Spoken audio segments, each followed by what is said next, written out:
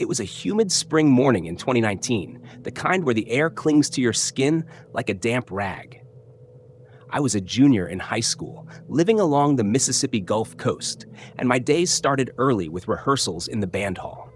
I played the double bass in our wind ensemble, a hulking instrument that towered over me, its deep notes rumbling through my chest. That morning, I dragged myself out of bed, threw on a faded hoodie, and drove to school, the fog still hanging low over the roads. Rehearsal was halfway through when it happened. We were in the middle of a piece, horns blaring, drums rolling, when a faint knock cut through the noise. It came from the outside door, the one that opened to the parking lot. I barely registered it at first, too focused on keeping my bow steady. I figured it was just another student, maybe someone late for practice. Happens all the time. But something about that knock stuck with me. It was too soft, too patient, like whoever was out there didn't want to be noticed. The music kept going, but I shifted my stance, angling my bass so I could glance at the door. One of the percussionists, a guy I'd known since freshman year, caught the sound too. Without a word, he shuffled over and yanked the door open. No hesitation, no peek through the window, just pure reflex. I froze mid-note, my bow hovering over the strings. A man stepped inside, middle-aged, maybe 5'6", wearing a gray hoodie and cargo shorts that didn't match the chill outside. His hands were buried deep in his pockets, and I swear I saw the fabric sag, like something heavy was pulling it down. He moved fast, crossing the room in a few strides, stopping maybe 15 or 20 feet from where I stood. My stomach flipped. This wasn't right. I tightened my grip on the bass, shifting it slightly in front of me. It was dumb, but I thought maybe it could shield me if something went wrong. My mind raced. Why was he here? He didn't look like a teacher. Didn't have that easy confidence of someone who belonged. The band director stopped conducting, his baton dropping to his side. The room went quiet, every head turning toward the stranger. "Can I help you?" he asked, his voice tight but forceful, like he was trying to keep control. The man tilted his head, his English choppy. "Yes, I came to check out my daughter." My heart sank. That didn't make sense. Parents don't come through the back door, and they sure as hell don't wander into rehearsal. The director snapped back. "This isn't where you check out students. You shouldn't be here." The man blinked, unfazed, and asked where he should go. I couldn't believe it. The director pointed him out the double doors, down the main hallway to the front office. Like it was no big deal. I wanted to scream at him to stop, to lock the doors instead, but my voice wouldn't come. I just stood there, staring at the guy as he nodded and walked out, his hands still in those damn pockets. My chest tightened. I knew something was wrong, but I felt powerless, stuck behind my bass like a coward. The second he disappeared down the hallway, the room erupted in whispers. I couldn't move, my hands trembling as I clutched the neck of my instrument. The director grabbed his phone and dialed security, his face pale. Within a minute, the intercom crackled. "Lockdown. This is not a drill." My knees buckled. I'd done drills before, but this was real. We scrambled to follow protocol. Lights off, doors locked, everyone piling into the corners. I shoved myself behind a row of tuba lockers, the cold metal pressing into my back. My mind was a mess. What if he came back? What if he'd lied about a daughter? What was in his pockets? A gun, a knife. I couldn't breathe right, my chest heaving like I'd run a mile. I kept replaying it, the way he'd walked in so calm, the weight in his hoodie. I hated myself for not saying anything, for not yelling at the director to keep him out. If something happened, it'd be on me too. Minutes crawled by, each one heavier than the last. I pressed my ear to the locker, straining to hear anything over the muffled sobs of the others. Then, footsteps, fast and heavy. 2 security guards burst through the band hall, guns drawn, sprinting in the direction the man had gone. My heart pounded so loud I thought it'd give me away. I peeked through a crack in the lockers, watching their shadows disappear down the hall. Another 10 minutes passed. 10 minutes of sitting in the dark, imagining the worst. What if he'd shot someone? What if he was still in the building? I kept picturing him turning back, kicking down the door, finding me hiding like a scared kid. The fear was suffocating, but worse was the guilt. I just stood there while he walked deeper into the school. I should have done something, anything. Finally, the intercom buzzed again. Lockdown lifted. All clear. We shuffled out, dazed, the band hall eerily quiet without its usual chaos. The school didn't say much, just sent us back to class like nothing happened. But rumors spread fast.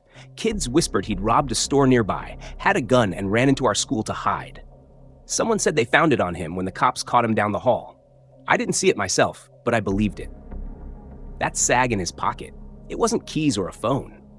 I'd been 15 feet from an armed guy for 2 whole minutes, close enough to hear him breathe, and I'd done nothing but hide behind my base. I couldn't shake it. The what-ifs piling up like bricks on my chest. What if he'd snapped? What if the director hadn't stayed calm? What if I'd been braver? I went home that day and locked myself in my room. Didn't tell my parents, they'd just worry, and I didn't want to relive it out loud. For weeks, I couldn't step into the band hall without checking the door first, my hands sweaty every time I picked up my bass. I graduated eventually, left high school behind, but that morning stuck with me. I still hear that knock sometimes in my head, soft and steady, like it's waiting for me to open the door again. I keep wondering, was he really after a daughter? Or was that just a lie to get inside? Did he pick our school by chance? Or was he running towards something worse? I'll never know. But I learned one thing. Safety's an illusion, and it only takes one careless second to shatter it. Now, years later, I don't trust back doors or strangers who move too fast.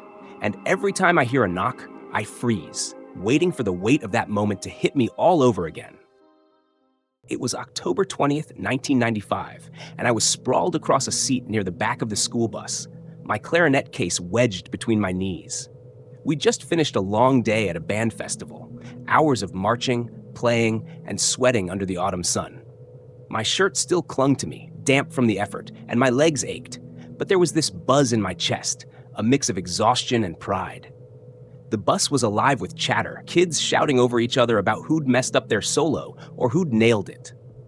The windows were cracked open, letting in the cool night air, and I leaned my head against the glass, watching the dark blur of trees whip by on Route 58.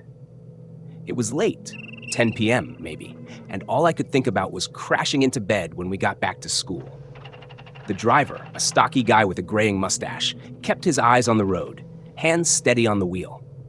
He didn't talk much, but he'd grinned at us earlier when we piled on, like he got a kick out of our chaos. I liked that about him. Quiet, solid, the kind of guy you could count on. For a second, I felt safe, wrapped in the hum of the bus and the familiar racket of my friends. This was routine. We'd be home in 45 minutes. Nothing could touch us here. I was half dozing, the vibration of the engine lulling me when something shifted. A flicker of light caught my eye in the side mirror. Headlights, faint at first, then sharper, closer. I squinted, watching them grow in the reflection. Just another car, I told myself. Route 58 was a lonely stretch of Virginia highway, cutting through fields and woods with barely a gas station in sight. But cars pass sometimes, no big deal. Except this one didn't pass. It hung back, tailing us, its beams bouncing off the bus's rear window. I shifted in my seat, a prickle of unease creeping up my neck. "Hey," I whispered to the girl next to me, nudging her with my elbow. "You see that car back there?" She turned, her ponytail whipping around, and frowned. "Yeah, weird. Why is it so close?" A couple other kids noticed too, craning their necks. Someone muttered, "What's their problem?" The driver must have seen it too. He flicked the bus into the left lane, tight road, giving the car room to zip by. It worked for a second. The car gunned it past us, engine roaring, and a few kids whooped, yelling dumb stuff out the windows like, "Learn to drive, jerk!" I laughed, tension easing. Just some late-night idiot.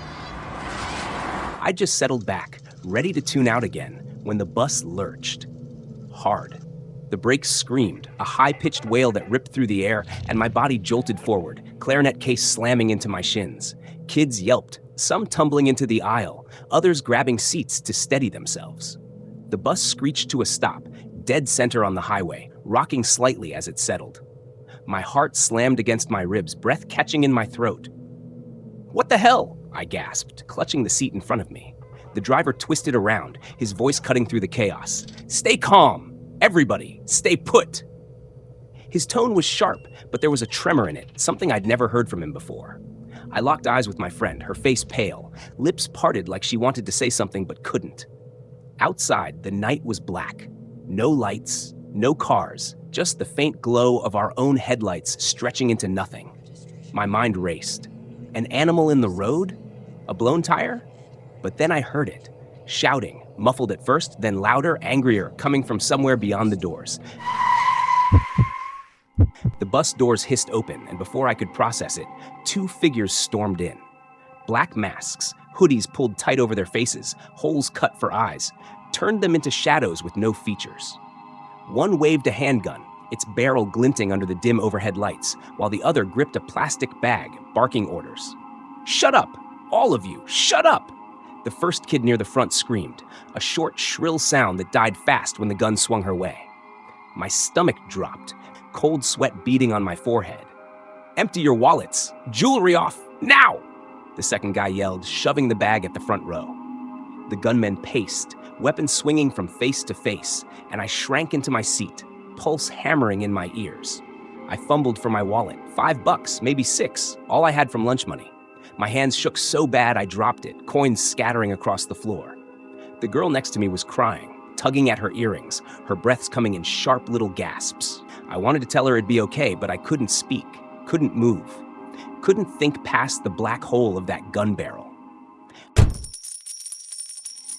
They worked their way back, row by row, the bag filling with crumpled bills and cheap necklaces. Then it was my turn. The gunman stopped in front of me, close enough I could smell the sweat on him, sour and sharp. He tilted his head and the gun came up, slow, deliberate, until it hovered an inch from my forehead. Time stopped. My vision tunneled, the world shrinking to that dark circle, cold and unblinking.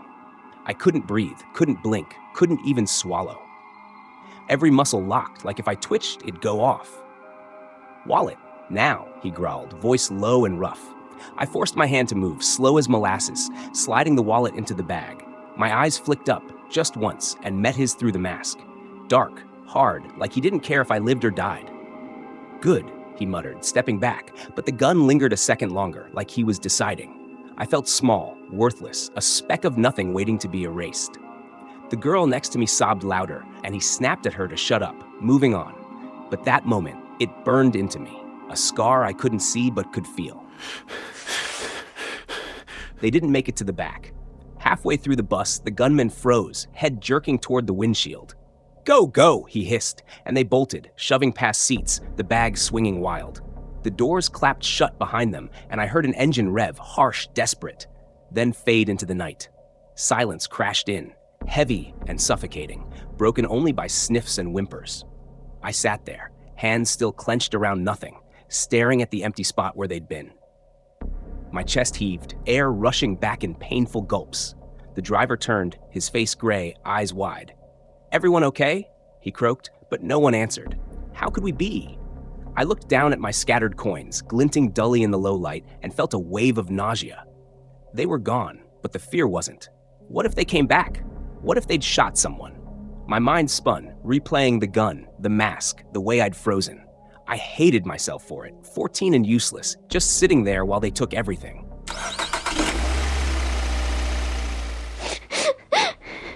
The bus lurched forward again, engine groaning like it felt the weight of what happened. The driver didn't say much after that, just drove, knuckles white on the wheel. I pressed my forehead to the window, the glass cold against my skin, and watched the highway stretch out, endless and empty. No one talked now. The chatter was gone, replaced by a thick, uneasy quiet. My friend reached for my hand, her fingers trembling, and I squeezed back, but it didn't help. Nothing did. When we rolled into the school lot, parents were waiting, faces tight with worry. Someone must have called, maybe the chaperone, maybe the driver. I stumbled off, legs shaky, and my mom pulled me into a hug, asking what happened. I couldn't answer, just stood there, numb. Later, I heard the cops came, asked questions, but those guys, they vanished. No plates, no trace, just ghosts in the night. I went home, locked my door, and sat on my bed staring at the wall. The gun was still there in my head, hovering, waiting. I didn't sleep that night, or the next. Even now, years later, I can't hear a brake squeal without flinching, without wondering who's out there in the dark.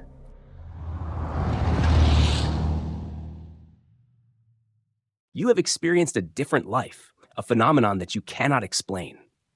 Why? If so, share your story in the comments section below, because someone out there has also experienced the same thing. Don't be afraid to like the video, subscribe to the channel, because the next story could be even more interesting. Share your story. I'd been out of work for months when the call came. A night guard gig at an old high school out west, tucked between flatlands and mountains. It wasn't much, but it was something. I'd heard the rumors about the place. Flickering lights, weird noises, kids whispering about ghosts in the hallways. I laughed it off. After years of scraping by, I didn't have the luxury of believing in spooks. That first night, I pulled into the empty lot under a bruised purple sky, my pickup rattling to a stop. The school loomed ahead, all chipped brick and cracked windows, the kind of place that looked tired even in the dark. I grabbed my flashlight, locked the truck, and headed inside. The air smelled like dust and old wood polish, thick enough to stick in my throat. I told myself it was just a job. Walk the halls, check the locks, go home. Simple. I started whistling an old tune my dad used to hum, something to fill the quiet. It felt good at first, like I was in control. But the sound bounced off the walls too sharp, too loud, like the building was throwing it back at me. The hallways stretched out like tunnels, lined with rusted lockers and faded posters curling at the edges. My boots clicked against the hardwood, each step echoing down the empty corridor. I swung my flashlight side to side, cutting through the gloom, but the shadows kept creeping back in. I'd been warned about the power, faulty wiring, they said, so when the overhead lights started flickering, I didn't think much of it, just an old school falling apart. But then I noticed the security camera at the far end, one of those boxy relics with a red light that'd gone dead years ago. Except it was moving, slowly creaking on its mount, turning right toward me. I stopped cold, my whistle dying in my throat. Wind, I muttered. Gotta be the wind. But the air was still, heavy, like it was holding its breath. My chest tightened a little, but I shook it off. I wasn't some kid jumping at shadows. I kept walking, faster now, telling myself I'd check it later. Still, I couldn't stop glancing over my shoulder, half expecting to see something staring back. The deeper I went, the stranger it got. Past the classrooms, near the auditorium doors, the air turned cold. Not drafty, but sharp, like stepping into a freezer. I rubbed my arms, my flashlight beam bouncing off the walls. That's when I heard it. A low murmur, like voices overlapping, too faint to make out. I froze, straining to listen. It was coming from everywhere and nowhere, seeping out of the walls, the floor, the ceiling. My mind raced. Rats? Kids messing around? But the school was locked tight. I'd checked every door myself.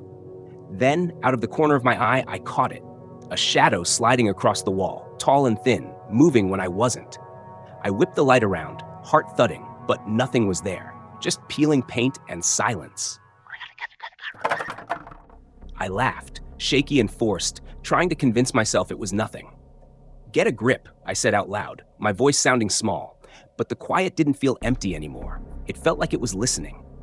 I made it to the auditorium doors, big double ones with scratched up glass panels.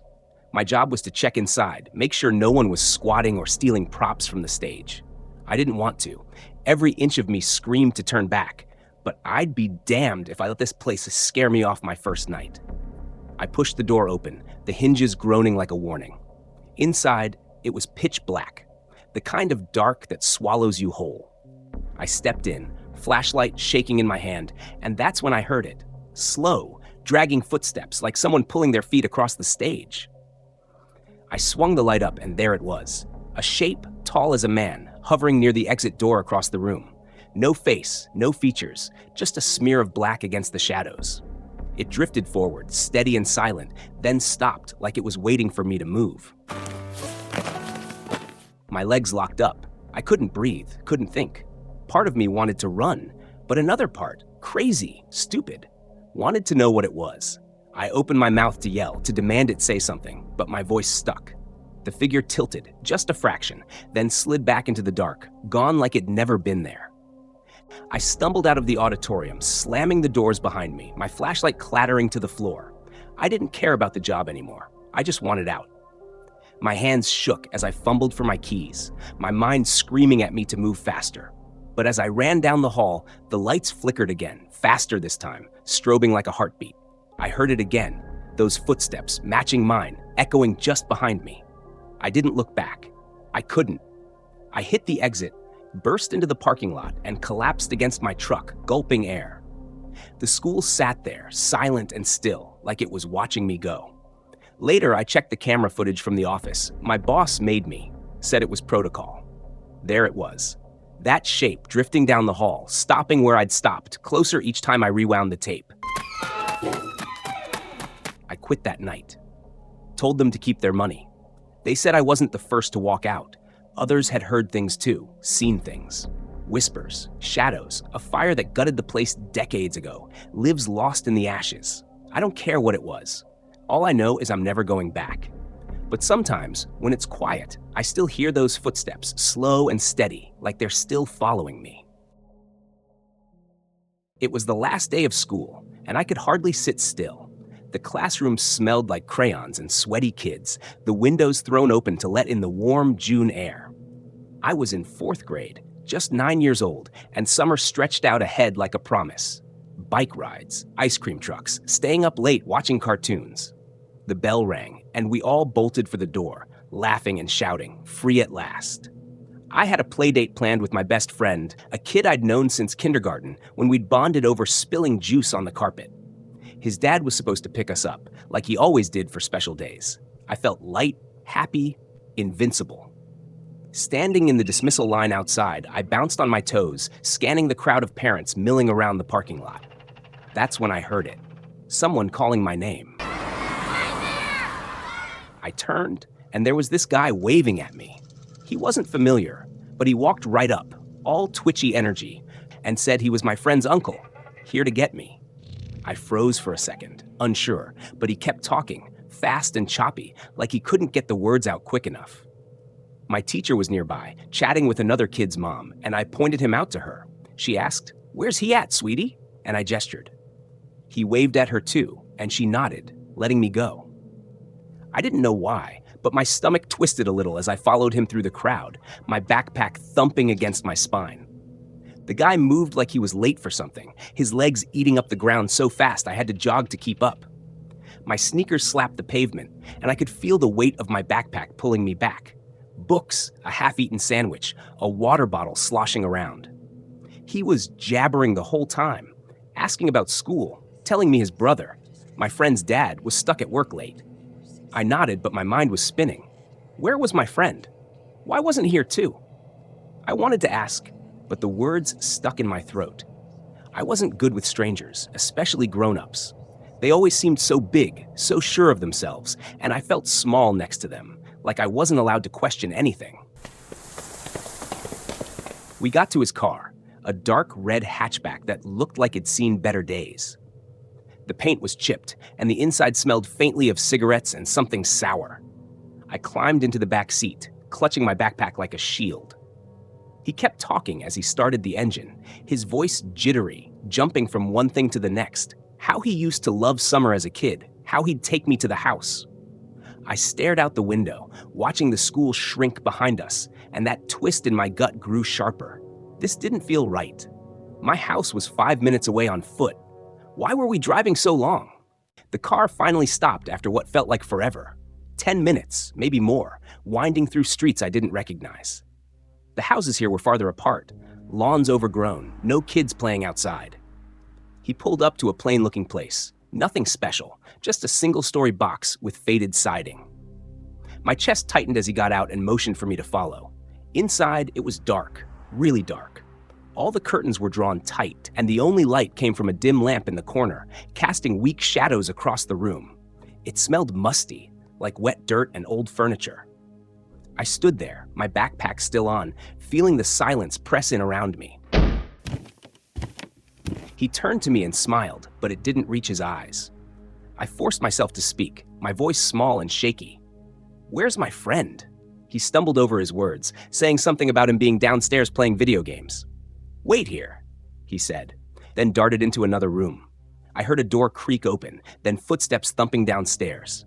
My heart started racing, pounding so loud I could feel it in my ears. I knew something was wrong, really wrong. I tiptoed to the front door and tried the handle. Locked. Not just a turn knob, but a deadbolt that needed a key. Panic clawed at me, hot and sharp. I was trapped. I couldn't breathe right, my chest heaving as I looked around, desperate for a way out. The house felt alive, like it was watching me, the shadows shifting every time I moved. I heard those footsteps again, fainter now, somewhere below me, and I pictured him down there, waiting. My legs shook, but I made myself move, into the kitchen, where a phone hung on the wall, an old-fashioned one with a curly cord. My hands trembled as I grabbed it, dialed 911, and whispered into the receiver, "Please come to this house. I've been kidnapped." The operator's voice crackled back, calm but urgent, asking where I was. I didn't know. I couldn't say anything else. I just slid the phone under a towel on the counter, leaving the line open, and hurried back to where he'd left me. He was coming back up. I heard him call my name, his voice echoing up the stairs, smooth and fake friendly. "Come down, he's down here." I didn't move. He called again, sharper this time, and when I stayed quiet, he climbed up fully. He saw me standing there, pale and wide-eyed, and asked if I was okay. I felt sick, like I might throw up right there. "Can I leave?" I mumbled, barely audible. His face changed, hardened, and he stepped closer, slow at first, then fast. His hand shot out, grabbing my wrist so tight it hurt, and he yanked me toward the stairs. I screamed, thrashing against him, tears burning my eyes. He yelled back, "I'll let you go if you stop." So I did, going limp, terrified of what came next. He dragged me down the stairs, my sneakers bumping each step, and halfway down, the door slammed shut behind us. I heard the lock click, a sound that felt final, like a trap snapping closed. The basement was cold and empty. Bare concrete floor, one rusty support beam in the middle, a single light bulb swinging overhead, throwing a sickly yellow glow. It was the kind of place you'd see in a nightmare, the kind where bad things happen and no one hears you scream. I stood there, shivering, as his heavy footsteps thudded upstairs again.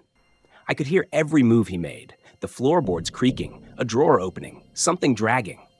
My mind raced, picturing him coming back with a knife, a rope, something worse. He opened the door again later, calling down, "You hungry?" I croaked out a no, praying he wouldn't go near the kitchen, wouldn't find the phone. He shut the door, locked it, and I sank to the floor, hugging my knees. My throat ached from holding back sobs. Then 3 loud rings from a doorbell upstairs, followed by banging, hard and insistent. My heart leapt. The police. I wanted to scream, but I waited, listening. The banging kept going, over and over, until a louder crash split the air. Wood splintering, boots stomping in.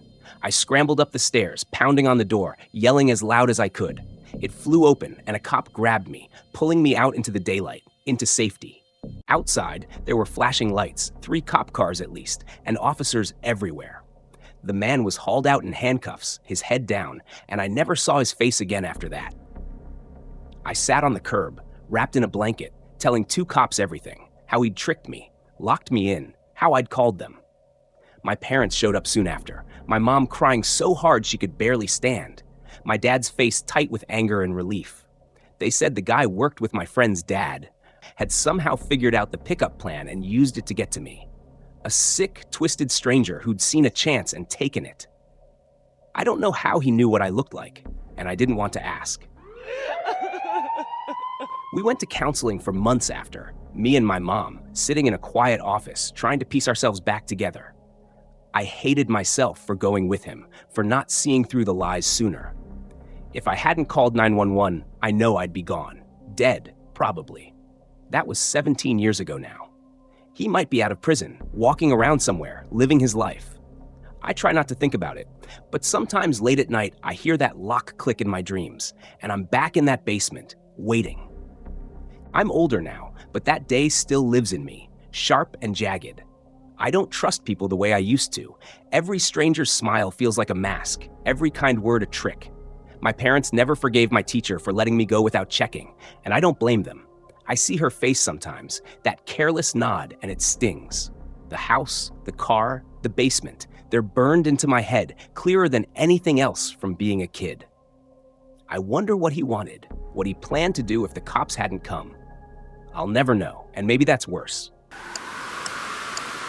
I've moved on, mostly. New town, new life. But every June, when the air gets warm and the kids start shouting about summer, I feel it again. That twist in my gut, that cold basement chill. I check my locks twice now, always. You can leave a day behind, but some things, they stick with you, no matter how far you run. You have experienced a different life, a phenomenon that you cannot explain. Why? If so, share your story in the comments section below, because someone out there has also experienced the same thing. Don't be afraid to like the video, subscribe to the channel, because the next story could be even more interesting. Share your story.